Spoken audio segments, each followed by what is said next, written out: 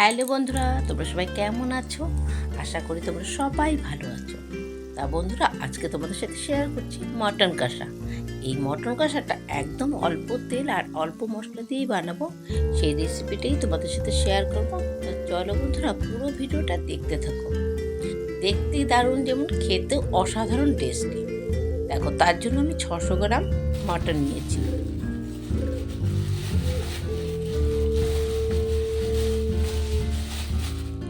আর মটনটা কিন্তু দেখো, হাড়টা একদমই কম, তো বলতে গেলে পুরোটাই সলিড। আর আজকে যেন মাংসটা এনেছে আমার মেয়ে, আর খুব মাংসটা এত ভালো এনেছে যে কি বলবো, দারুণ মাংস এনেছে। দেখো, কোনো হাড় নেই, তো খুব ভালো মাংসটা। এক পিসই হাড় আছে, কিন্তু সব মাংসটা এত ভালো এনেছে আমার মেয়ে। মানে আজকে প্রথম বাজার থেকে গিয়ে নিয়ে আসলো, টিউশনিতে গেছে, আসার সময় নিয়ে এসছে। এবার এটাকে ভালো করে বেছে আমি এবার ধুয়ে নিচ্ছি মাংসটা।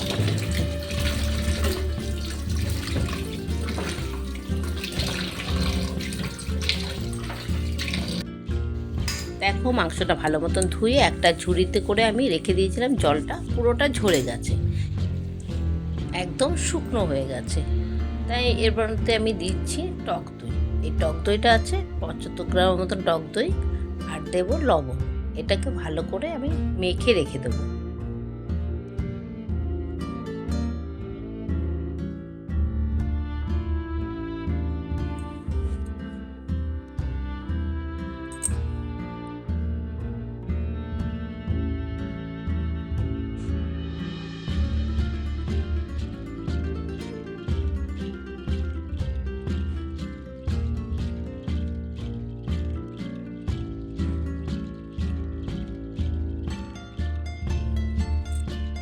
জানো তো বন্ধুরা, মাংস পিসগুলো এত বড় বড় করে ফেলেছে, তার জন্য আমি একটু বেশিক্ষণই দইটা মাখিয়ে রেখে দেবো একটু।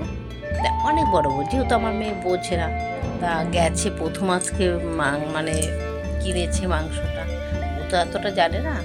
তা এক সাইডে রেখে এবার আমি মশলাটা করে নিচ্ছি। দেখো, একটা পেঁয়াজ দিয়েছি, পেঁয়াজটা একটু বড়, মিডিয়াম সাইজের পেঁয়াজটা দিয়েছি। আর দেবো আদা রসুন, আর এর মধ্যে দেবো কাঁচা লঙ্কা। এটা আমি পেস্ট করে নেবো। আর এদিকে আমি কড়াইয়ে বসিয়ে দিয়ে দিচ্ছি, একটু তেলও দিয়েছি, তেলটা গরম হয়ে গেছে। আর আমি আলুটাকে একটু লাল লাল করে নুন হলুদ দিয়ে ভেজে নেব।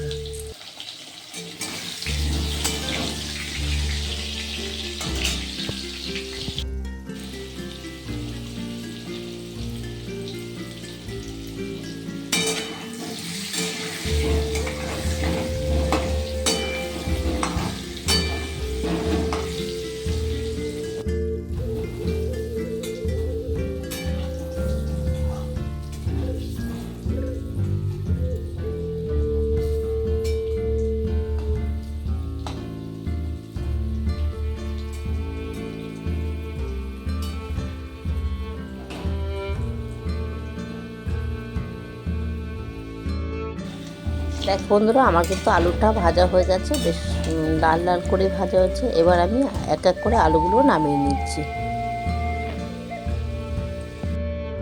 এর মধ্যে দিচ্ছি জিরে ফোড়ন, এলাচ, দারচিনি, লবঙ্গ, আর শুকনো লঙ্কা, আর তেজপাতা আমি এর মধ্যে ফোড়ন দেবো।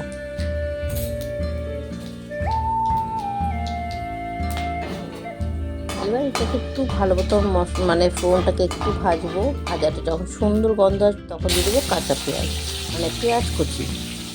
এর মধ্যে পেঁয়াজ কুচি দিয়ে এবার ভালো মতন একটু পেঁয়াজটাকে একটু নাড়াচাড়া করবো, একটু ভাজা ভাজা করবো।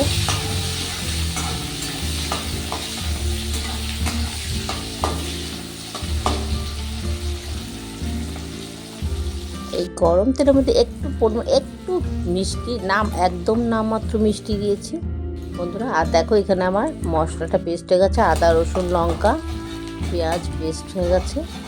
তা পেঁয়াজটাও কিন্তু আমার একটু বেশ ভাজা হয়ে গেছে। আমি দিয়ে দিচ্ছি মশলাটা, এই মশলাটা করেছি। এবার মশলাটা দিয়ে ভালো মতন আমি মশলাটা কষাবো।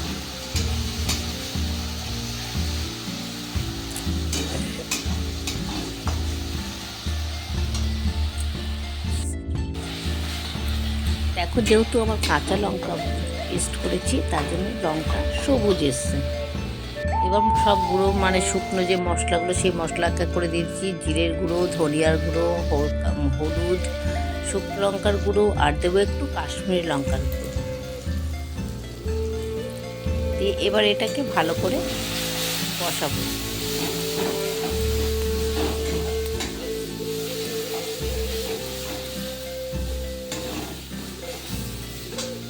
দিচ্ছি পরিমাণ মতন লবণ।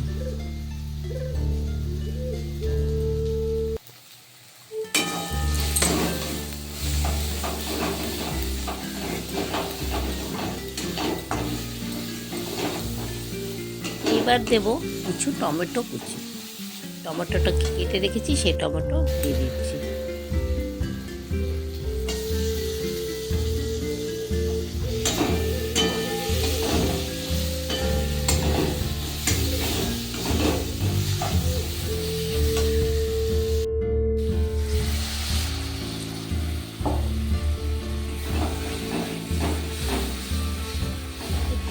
জল দিয়ে দিয়ে মশলাটাকে কষিয়ে নিচ্ছি, নাহলে নিচে লেগে যাচ্ছে।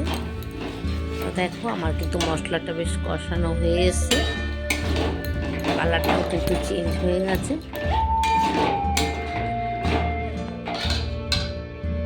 এবার আমি দিয়ে দেবো যে মটনটা মেখে রেখেছিলাম দই আর মানে লবণ দিয়ে, সেই মটনটা আমি এর মধ্যে দিয়ে দিচ্ছি।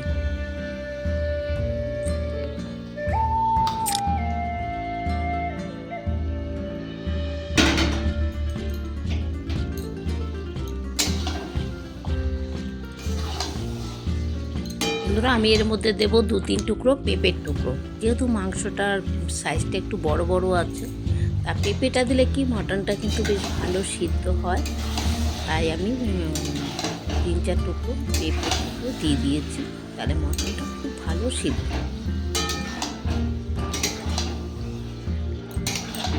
এটা ছোটোবেলার থেকেই আমরা মা দিদিমার কাছে শুনেছি যে মটনের মধ্যে পেঁপে দিলে বেশ ভালো সিদ্ধ হয়। সেই কারণে আমি মাঝে সাঝে দিই, সবসময় আমার দেওয়া পড়ে না। আমিও মাঝে সাঝে একটু মানে ঘরে পেঁপে থাকলে আমি মটনের মধ্যে দিয়ে দিই।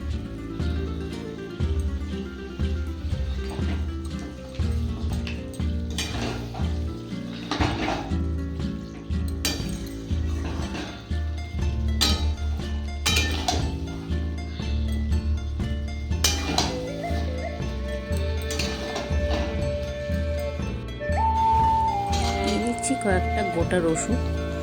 আমার রসুন ঘরে আর বেশি ছিল না, নাহলে আমি একটু মানে একটা গোটাই পুরো দিয়ে দিই। কয়েকটা রসুনের ছিল, ওটা গোটা দিয়ে দিচ্ছি, কারণ আমার মেয়েও খুব ভালোবাসে মানে মাংসের সাথে যে রসুন, গোটা রসুনগুলো থাকে। এতে এই রসুন আর খুঁজে পাওয়া যাবে না, প্রেশারে যেহেতু সিটি পড়বে, তার রসুনগুলো একদমই করে যাবে, খুঁজেই পাওয়া যাবে না। তো বন্ধুরা দেখো, আমার কিন্তু মাংসটা প্রায় কষানো হয়ে এসছে, তেল ছেড়ে দিয়েছে। এরপরে আমি দিয়ে দেবো প্রেশারে তো দিতেই হবে, নাহলে মাংসটা মানে এতটাই বড় বড় হয়ে গেছে, যদি সিদ্ধ না হয় ভয়ে আমি প্রেশারে দেবো। কিন্তু আমার দেখো কষ্ট হচ্ছে বন্ধুরা, দেখো মানে কষা মাংসটা দেখেই কিন্তু খেতে ইচ্ছে করছে। অসাধারণ একটা কালার এসছে, যেহেতু কাশ্মীরি লঙ্কার গুঁড়ো দেওয়া আছে। তা বন্ধুরা, আমি এবার প্রেশারে ঢেলে নিচ্ছি। প্রেশারে দিয়ে 2-3টে সিটি দেবো, নাহলে একটু নরম না হলে কি বলতো, আমার শাশুড়ি যেহেতু বয়স্ক, তা খেতে পারবে না, তার জন্য আমি প্রেশারে দিচ্ছি। প্রেশারে না দিলেও হতো যদি আমরা খেতাম, যেহেতু আমার শাশুড়ি খাবে, তার জন্য আমার তো প্রেশারে একটু দিতেই হবে।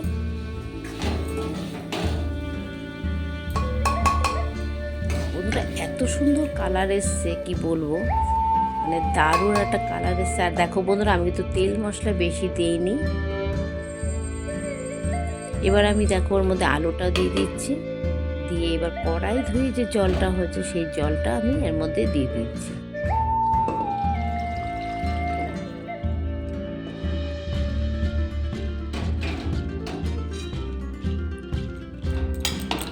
একটু নাড়াচাড়া দিয়ে আমি প্রেশারটা ঢেকে দেবো।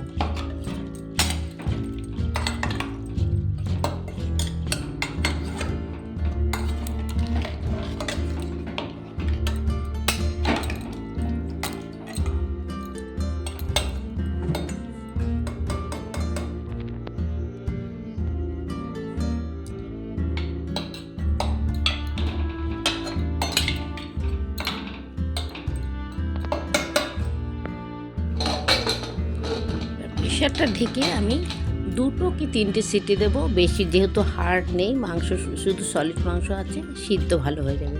তা বন্ধুরা দেখো এবার আমার লাস্টের লুকটা, ওহ দারুণ, যেমনি সেন্ট তেমনি কালার। বন্ধুরা দেখো অসাধারণ কিন্তু, মানে মাটনে এমনিই তো তেল বেশি লাগে না, আর যেহেতু আমার একটু কাশ্মীরি লঙ্কার গুঁড়ো আর একটু মানে শুকনো লঙ্কার গুঁড়ো দেওয়া হচ্ছে, কালারটা জাস্ট অসাধারণ এসেছে।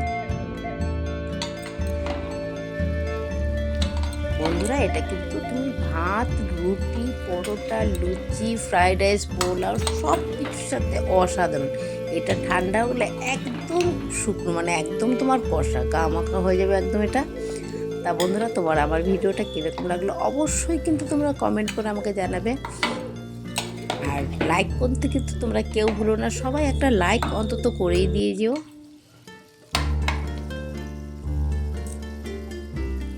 এবার আমি একটু বাটিতে নামিয়ে নিচ্ছি। দেখো বন্ধুরা দারুণ কিন্তু মানে হয়েছে, দেখতে কিন্তু দারুণ, কালারটা দারুণ, খেতে জাস্ট অসাধারণ বন্ধুরা।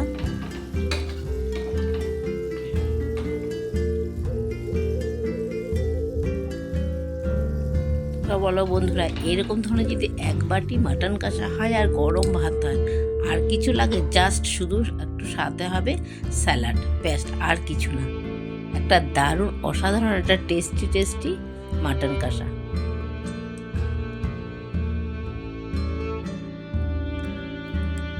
বন্ধুরা তোমরা শুধু লুকটা দেখো, অসাধারণ একটা হয়েছে কিন্তু, মানে ঝালে নুনে ঝালটা আমি এমন কিছু দিনই, ঝালটা একটু পরিমাণে একটু কমই দিয়েছি, কিন্তু অসাধারণ বন্ধুরা।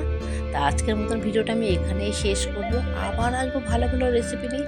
আর বন্ধুরা তোমরা তো অনেকক্ষণ ধরে ধৈর্য ধরে আমার ভিডিওটা দেখছো, তার জন্য তোমাদের অসংখ্য ধন্যবাদ। তা বন্ধুরা এরকমভাবেই তোমরা আমার পাশে থেকো, আমিও আছি তোমাদের পাশে। তা আজকের মতন ভিডিওটা আমি এখানেই রাখছি, টাটা।